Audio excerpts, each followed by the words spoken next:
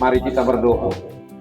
Saat ini ya Tuhan, di tengah-tengah duka yang Tuhan izinkan kami hadapi, kami bersyukur bersama karena Tuhan mempertemukan kami, saudara bersaudara, untuk saling menghibur, menguatkan satu dan yang lainnya.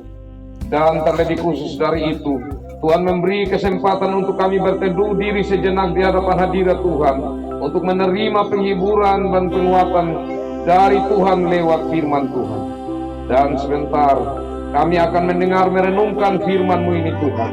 Kami mohon Roh Kudus-Mu bekerja di dalam kami masing-masing, melingkupi kami semua, sehingga apa yang menjadi harapan kami untuk kekuatan dan penghiburan lewat sabda Tuhan, benar-benar kami mendapatkannya karena kami mengerti firman Tuhan. Mari Tuhan datang dan berfirman-Lah dalam Yesus Kristus, firman hidup, jaminan hidup yang kekal, sumber penghiburan yang sejati. Kami berdoa kepada Bapa di surga. Amin. Kekasih-kekasih Tuhan, bagian firman Tuhan saya pilih dari Injil Lukas pasal 9 ayat 59 dan 60. Demikian bunyi firman Tuhan. Lalu ia berkata kepada seorang lain, "Ikutlah aku." Tetapi orang itu berkata, "Izinkanlah aku pergi dahulu menguburkan Bapa." Tetapi Yesus berkata kepadanya, "Biarlah orang mati menguburkan orang mati, tetapi engkau pergilah dan beritakanlah kerajaan Allah di mana-mana." Demikian sabda Tuhan. Dalam segala keadaan apapun, kiranya kita tetap disebut anak-anak Tuhan yang berbahagia, termasuk dalam duka ini, karena kita tetap memberi telinga, pikiran, hati kita untuk mendengar, merenungkan, dan menerima firman Tuhan, serta yang mengandalkan Tuhan dalam Roh Kudus untuk melakukan firman-Nya dalam hidup kita. Shalom. Shalom. Saudara-saudara yang kekasih dan diberkati oleh Tuhan, ada banyak orang yang salah menafsirkan bagian firman ini. Karena saat dikatakan oleh Tuhan Yesus, "Biarlah orang mati menguburkan orang mati," maka ada yang bilang begini, orang mati, oh pasti itu yang dimaksudkan orang yang mati rohani. Biarlah mereka yang kubur orang yang mati secara fisik. Tidak demikian, kekasih-kekasih.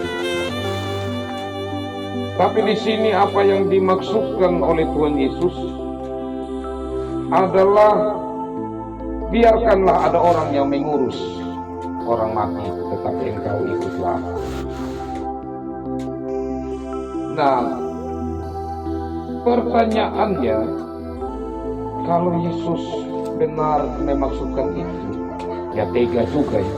Mana orang yang sangat mengasihi orang tuanya, baru tiba-tiba dikatakan biar sudah orang mati menguburkan orang mati. Tapi mari kita ikuti secara perlahan-lahan konteks ini, kekasih-kekasih Tuhan, sehingga kita mengerti. Ya, sebelum masuk pada ajakan Yesus kepada seseorang yang saat itu mengikuti Yesus dalam perjalanan, Yesus masuk di Yerusalem, tempat di mana ia akan menghadapi Via Dolorosa atau jalan salib. Ada seorang yang berkata, "Saya mau ikut engkau kemanapun engkau pergi." Tapi Yesus tahu orang ini apa maksud hatinya. Sehingga Yesus bilang, "Ya, kalau serigala itu punya liang, kalau burung punya sangkar, tapi saya tidak punya tempat letakkan kepala, mau serius ikut saya?" Ya, orang itu pikir-pikir kembali. Tapi kemudian Yesus ajak satu orang, "Ikutlah aku." Ini ajakan yang sangat penting yang disampaikan Yesus. Tapi kata orang ini, "Izinkan aku pergi dahulu menguburkan Bapa." Ya, kalau pengertian sepintas, ini orang kok, kalau memang dia punya Bapa dan meninggal, kenapa di jalan-jalan? Ya pastilah bukan itu. Artinya bapaknya yang pertama itu belum meninggal. Karena kalau dia mengatakan seperti ini dalam konteks hidup bangsa Israel, orang Yahudi, seorang anak laki-laki apalagi yang sulung, itu dia harus ada dekat dengan ayahnya yang sudah tua. Jangan-jangan tiba-tiba terjadi sesuatu, maka dia akan merasa malu seumur hidup. Dia merasa berhutang kalau dia tidak ada dekat dengan orang tua. Tapi bukan itu sebenarnya yang terjadi. Yang terjadi di bangsa Israel ini yang penting Bapak, bahwa di bangsa Israel itu ada dua macam penguburan. Yang pertama, saat sudah meninggal beberapa hari berikut dikubur. Tapi ada lagi nanti sekitar 1 tahun berikut, itu ada penguburan kedua. Kalau penguburan yang pertama tadi wajib, anak-anak itu ada, khususnya anak laki-laki. Tapi kalau penguburan yang kedua, di mana saat itu tulang-tulang diambil dan ditaruh dalam satu kotak peti batu. Nah itu tidak wajib untuk anak itu ada di sana. Ada orang yang bisa membantu mengurus untuk mengambil tulang dan menempatkan di batu. Nah kekasih-kekasih Tuhan, jadi kemungkinan paling besar saat Yesus mengatakan biarlah orang mati menguburkan orang mati yang dimaksudkan Yesus untuk penguburan yang kedua, biarlah ada orang yang urus di sana. Tidak usah, karena orang mati ini kekasih-kekasih Tuhan yang dimaksudkan adalah orang yang mengurus, karena ada di bangsa Israel itu atau pada zaman itu orang yang memang khusus dia itu mengurus orang mati. Karena itu seringkali disebut saja orang mati, padahal mereka khusus mengurus orang mati. Ya kadang-kadang kita juga sebenarnya kalau contoh ya orang jual ikan, kita bukan panggil itu orang ikan kita bilang.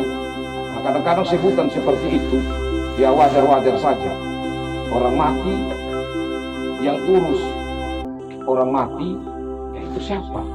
Tapi di sini tentu orang di sana mengerti bahwa maksudnya orang yang mengurus jenazah orang mati. Nah selanjutnya kekasih-kekasih Tuhan, hal penting apa yang kita dapat dalam cerita ini berkaitan dengan peristiwa duka ini. Saya mau katakan begini Bapak. Almarhum ini adalah mantan majelis.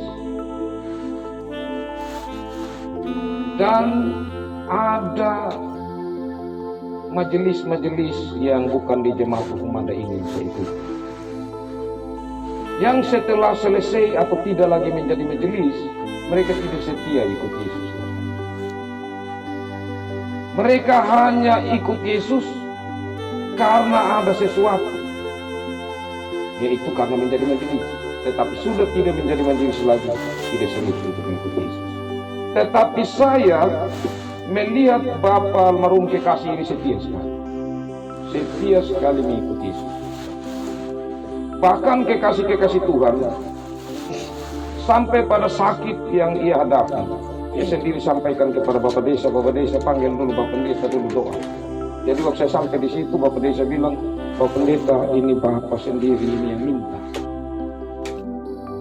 Ya itu memang perlu juga satu ketulusan hati. Karena apa? Saat-saat masuk yang lalu itu kan bulan-bulan yang awal April atau akhir Maret itu yang sangat-sangat sulit. Ya tetapi kekasih-kekasih Tuhan, di saat kita menjadi pengikut Yesus yang sudah menerima ajakan Yesus, maka segala hal yang kita lakukan dalam pandangan hidup Kristen itu adalah hal yang harus tulus, hal yang harus tetap komitmen taat kepada Tuhan. Karena mengikuti Yesus, kekasih-kekasih Tuhan, saya sampaikan tadi, ini sudah dekat dengan Yerusalem atau sudah dekat dengan peristiwa Yesus. Jangan salah. Tidak mudah mengikuti Yesus saat enak-enak itu mudah, tapi di saat susah itu tidak gampang. Maka dalam keadaan seperti ini juga kekasih-kekasih Tuhan, apakah kita tetap untuk setia, untuk tetap taat mengikuti Yesus? Salah satu ujian, apakah kita tetap mau mendengar firman yang kita percaya adalah bagian dari kita ikut Yesus, mendengar suara Yesus, mendengar ajakan Yesus, mendengar ajaran dan perintah Yesus. Saya percaya bahwa kita semua tetap memberi telinga hati pikiran kita, karena kita percaya bahwa ajakan Yesus untuk mengikuti Dia adalah mengikuti kebenaran, dan kebenaran itu adalah firman Tuhan yang akan menguatkan saya dan saudara, yang akan memberi pencerahan untuk bagaimana kita menghadapi atau menjalani hidup yang penuh tantangan ini, sehingga kita tetap kuat dan tetap setia. Dalam hal ini juga kekasih-kekasih Tuhan, di saat kita menjalani ini, maka kita perlu tetap memikirkan bahwa saya anak Tuhan, sehingga pikiran kita, kata-kata kita, sikap kita itu tetap menjadi sikap anak-anak Tuhan, sehingga tidak ada yang tersakiti, yang disakiti, sehingga perjalanan yang kita rindukan baik ini, proses duka ini, nanti ada persoalan-persoalan lagi. Kita tidak ingin seperti itu. Karena itu biarlah firman Tuhan yang datang pada kita pada malam hari ini, kita mengatakan, saya ikut Yesus, saya setia meskipun dalam keadaan sulit seperti ini, saya tetap berupaya menjadi pengikut Kristus yang memuliakan Dia dalam keadaan apapun, termasuk duka yang dihadapi. Tuhan memberkati firman-Nya dan memberkati kita semua. Amin.